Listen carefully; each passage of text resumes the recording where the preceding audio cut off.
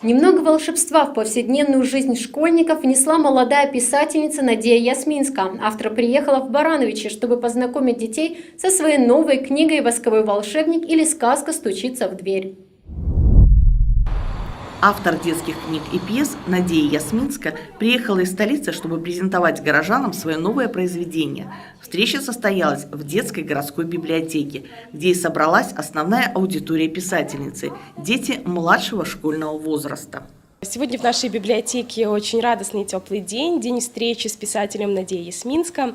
Такие мероприятия – это всегда праздник не только для читателей, которые приходят в библиотеку, познакомиться с писателем, посмотреть на него, но и для библиотекарей, потому что кому, как не нам, знать ценность доброго слова и живого общения. И к нам сегодня Надия Ясминска приехала со своей новой книжкой «Восковой волшебник» или «Сказка стучится в дверь».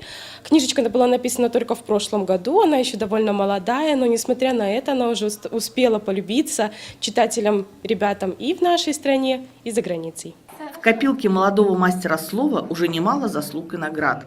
Надея – лауреат премии «Тетки» 2016 года за детскую книгу «Семь ружел» в номинации «Лучшая книга для детей и подростков Беларуси».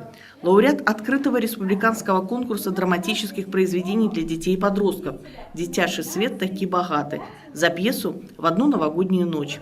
Эта пьеса также вошла в шорт-лист международного драматургического конкурса «Маленькая премьера-2012». Я приехала в эту библиотеку со своей волшебной книжкой, которая называется, естественно, «Восковой волшебник» или «Сказка стучится в дверь». Эта книга приключенческая, она волшебная, но она не только о волшебстве. Она говорит детям о том, как важно верить в себя. Она говорит о мечте, она рассказывает о дружбе.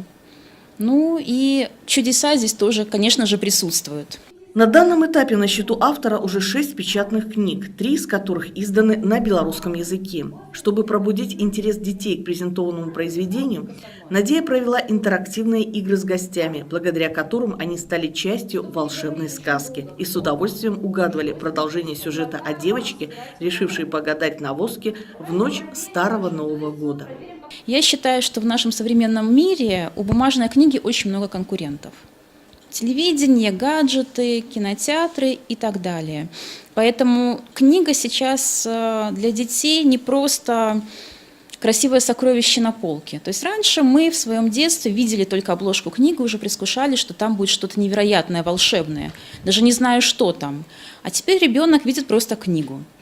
Поэтому с книгой нужно знакомить, книгу нужно показывать, с ней нужно играть, нужно оживлять героев. Вот именно этим я и хочу заняться на сегодняшней презентации. Писательница заявила, что у этой книги обязательно будет продолжение. Уже полюбившихся героев будут ждать новые интересные приключения. Выход второй части произведения планируется к концу текущего года.